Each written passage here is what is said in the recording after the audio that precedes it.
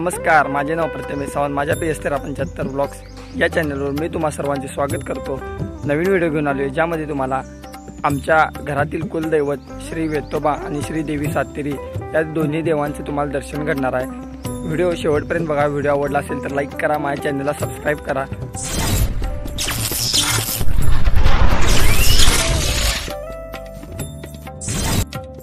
सुरुवातीलाच आमच्या दारातून कोकणात जाण्यासाठी आम्ही सज्ज झालो. दरवर्षी आम्ही कोकणात जाताना गगनबावडा मार्गे करोळ घाटातूनच या ठिकाणी कोकणामध्ये जात असतो. पण करोळ घाटामध्ये रस्त्याचं काम चालू असल्यामुळे आम्हाला करोळ घाट हा चालू आहे की नाही हे माहीत नसल्यामुळे आम्ही फोंडा मार्गे जाण्याचं ठरवलं आणि तसेच आम्ही कोल्हापुरातून फोंडा मार्गे जाण्यासाठी निघालो.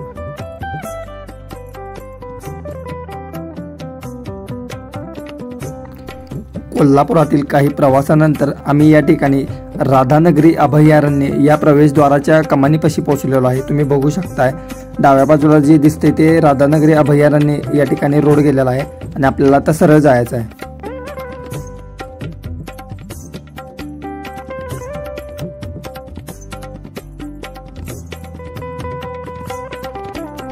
तिथून पुढे आल्यानंतर आम्ही राधानगरी मध्यवर्ती बस स्थानक या ठिकाणी आता आलेलो आहे. तुम्ही बघू शकताय या ठिकाणी राधानगरीचं हे बस स्थानक आहे. या ठिकाणी आम्ही नाश्ता करण्यासाठी थांबलो होतो आणि त्यानंतर नाश्ता करून पुन्हा आम्ही जाण्यासाठी निघालो. आणि तिथूनच पुढे गेल्यानंतर राधानगरी धरण आहे, कोल्हापूरकरांच्या जिव्हाळ्याची. या ठिकाणी पाण्याची जी व्यवस्था आहे ती छत्रपती शाहू महाराज यांनी केलेली. की तुम्ही आता राधानगरी धरण तुम्ही आता व्हिडिओमध्ये बघू शकताय.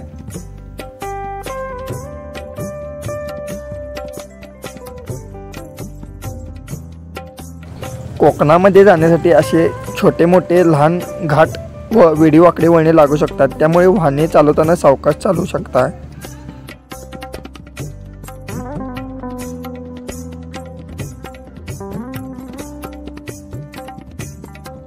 तिथून पुढे गेल्यानंतर काहीच्या अंतरावर राधानगरी धरणाचेच बॅक वॉटर आहे, हे देखील तुम्हाला पुढे गेल्यानंतर दिसतं. त्यानंतर जरासं पुढे गेलं की दाजीपूर अभयारण्य देखील तुम्हाला या ठिकाणी पाहायला मिळते. इथून आत गेल्यानंतर दाजीपूर अभयारण्य या ठिकाणी जायला मिळते. राधानगरीची जी हद्द आहे ती सर्व संपूर्ण पार करून आल्यानंतर आपल्याला या ठिकाणी फोंडा घाट प्रारंभ अशी कमान दिसते. या ठिकाणी फोंडा घाट प्रारंभ या ठिकाणी आल्यानंतर तुम्ही बघू शकता सुरुवातीलाच अवजड वाहनं फोंडा घाट मार्गे वरती येत आहेत. देवदर्शनाला जात असताना प्रामुख्याने मी या ठिकाणी रस्त्यांचा जास्तीत जास्त व्हिडिओ या ठिकाणी केलेला आहे. याचं वैशिष्ट्य म्हणजे लोकांना रस्ते कोणत्या प्रकारे कुठे चालू आहेत व कसे या ठिकाणी रस्ते आहेत हे सध्याची परिस्थिती मी या ठिकाणी तुम्हाला दाखवण्याचा प्रयत्न केलेला आहे. तुम्ही आता बघू शकताय फोंडा घाट हा दिसायला तर चांगला आहे, पण आधीमध्ये खड्डे देखील खूप मोठ्या प्रमाणात आहेत.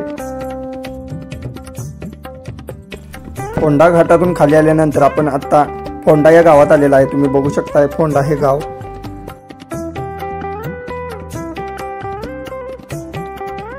फोंडा या गावातून पुढे आल्यानंतर गोवा हायवे मुख्य महामार्ग लागतोय. तुम्ही बघू शकताय आता हो आतमधून जो रोड गेलाय हा आपल्याला देवगडला जातोय. आपल्याला त्या ठिकाणी जायचं नाही, आपल्याला सरळ पुढे जाऊन पुढचा फाटा जो लागतोय तिथून आता आपल्याला आत जायचं आहे. तत्पूर्वी तुम्ही हायवेवर हा रस्ता बघू शकता, एकदम चकचकीत असा रस्ता आहे, मस्त वाटते जायला.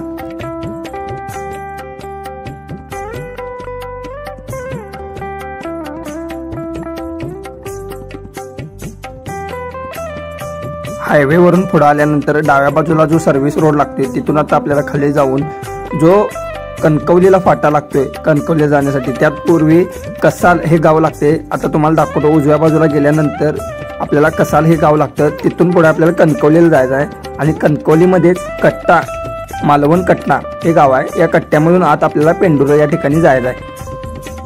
आत्ता आपण कसाल या गावामध्ये आलेलो आहे. कसालची बाजारपेठ बघू शकताय.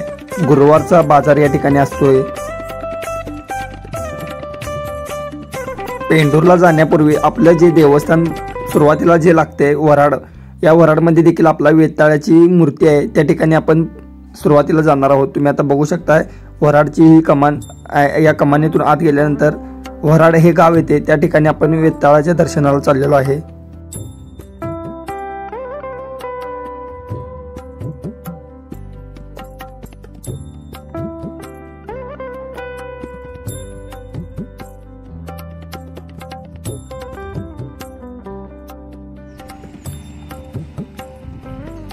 खूपच सुंदर असं श्री देव वेताळचं मंदिर आहे. वऱ्हाड या ठिकाणी आता आलेलो आहे आम्ही. आमचं जे मेन मंदिर आहे ते पेंडूर आणि श्री देवी सातेरी हे पेंडूरमध्ये आहे आणि इथे वेताळचं मंदिर आहे. मंदिराच्या आसपासचा परिसर तुम्ही बघू शकता. खूपच सुंदर असा परिसर आहे. गाडी या ठिकाणी आता पार्किंग केलेली आहे.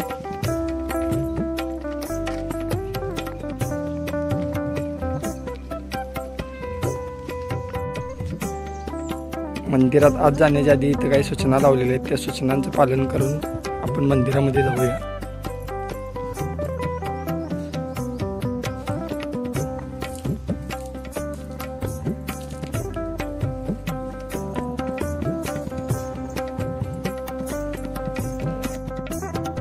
मंदिराच्या आतमध्ये जेवढा परिसर हा खूप सुंदर प्रकारे आहे, त्याच पद्धतीने मंदिराच्या बाहेरचा देखील परिसर खूप मोठ्या प्रमाणात या ठिकाणी सजवलेला आहे. तुम्ही बघू शकता मंदिराच्या बाहेर छोट्या मोठ्या मूर्त्या आहेत. त्यानंतर वर्षभरात जे धार्मिक कार्यक्रम होतात त्या ठिकाणी हे बोर्ड लावण्यात आलेला आहे. तसेच जे भाविक लोक गारण घातल्यानंतर इच्छा पूर्ण होते ते लोक या ठिकाणी देवाला मोठं कोल्हापुरी चप्पल देत असतात. तुम्ही बघू शकता कोल्हापुरी चप्पलाची साईज. त्यानंतर श्री वेताळ देवाचे दर्शन तुम्ही घेऊ शकताय. खूपच देखणी अशी उभारलेल्या रूपातली मूर्ती तुम्ही बघू शकताय.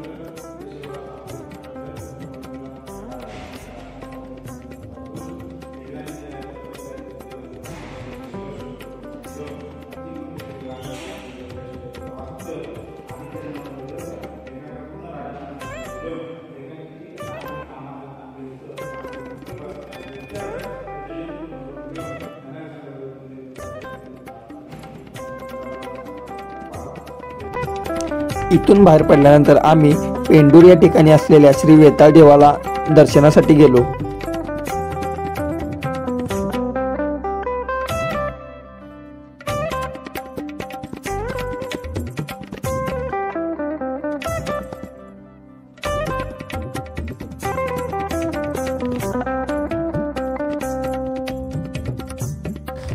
मंदिराच्या बाहेरचा परिसर तुम्ही बघू शकताय. आजूबाजूला दरम्यान रिक्षा लागलेल्या आहेत आणि मंदिराच्या भोवती प्रसादाचे स्टॉल लागलेले आहेत. तुम्ही बघू शकता व्हिडिओमध्ये.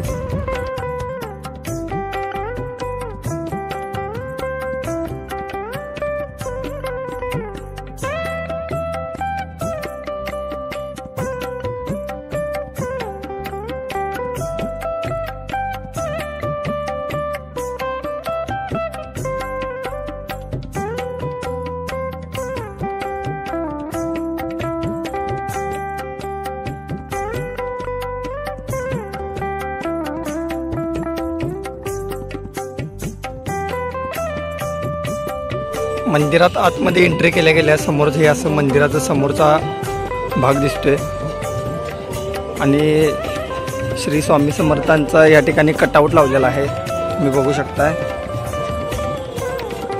त्यानंतर इथं दारातच तुळस आहे आणि दीपमाळा देखील आहे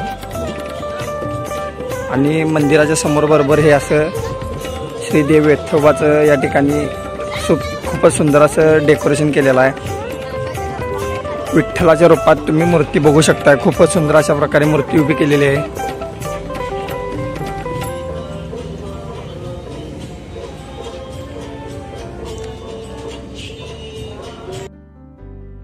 वेताळाच्या मंदिरात आत आल्यानंतर सुरुवातीला हे नारळाने ओटी दिसते. त्या ठिकाणी यालाच मांड असे म्हणतात.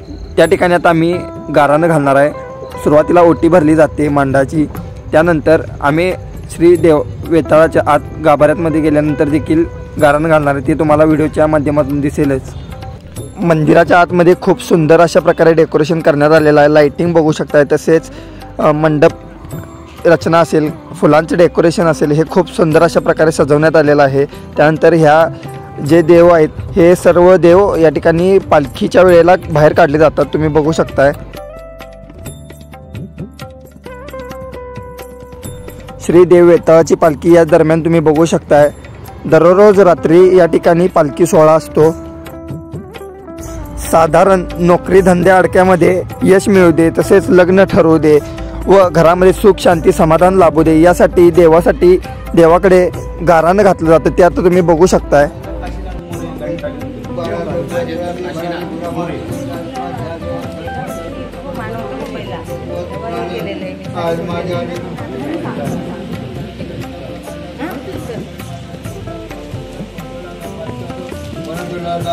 आज माझ्या देवतेची मान्य करून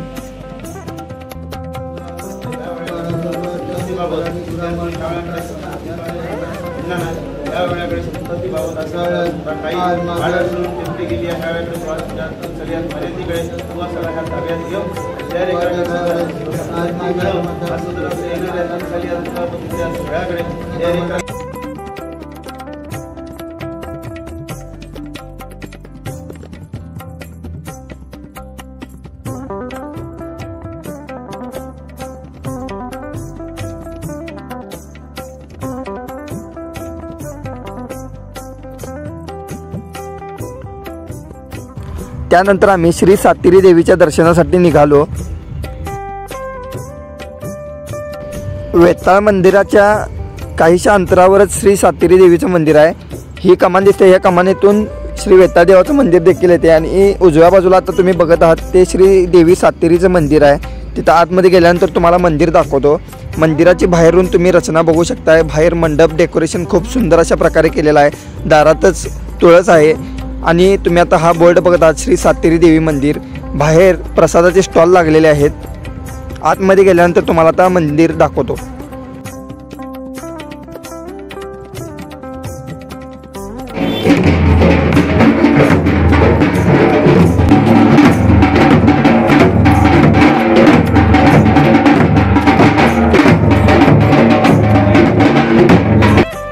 सातेरीच्या मंदिरामध्ये देखील आत आल्यानंतर हे असा मांड आहे, या मांडाची सुरुवातीला ओटी भरली जाते, त्या ठिकाणी देखील गारानं घातलं जातं व आत गाभाऱ्यात गेल्यानंतर सातेरी देवीच्या दर्शनाची त्या ठिकाणी तुम्हाला दाखवतो, त्या ठिकाणी देखील ओटी भरून गारानं घातलं जाते।